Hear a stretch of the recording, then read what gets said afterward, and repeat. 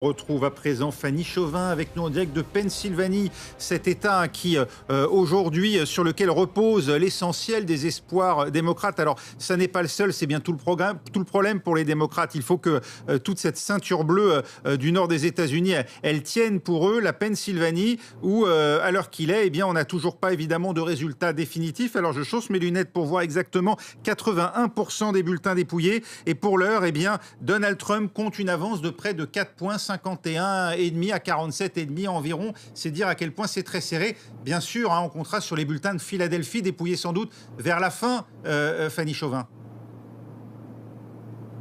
Philadelphie, bastion démocrate, peut-être que Kamala Harris va remonter.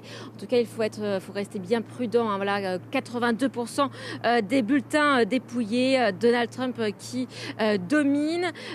J'observe attentivement les résultats depuis maintenant quelques heures et il creuse un peu l'écart, je dois dire, ces dernières minutes face à Kamala Harris. Donald Trump qui fait le plein dans les comtés ruraux au centre de la Pennsylvanie. Mais voilà, la prudence reste de mise, la nuit reste longue.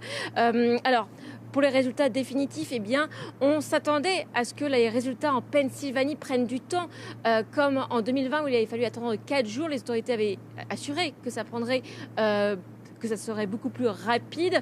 On le voit, ça va assez vite. On est même assez surpris. Pour aller plus rapidement, les bureaux de vote ont même investi dans des machines. Ils ont recruté plus de personnel et on le voit, les résultats tombent très rapidement.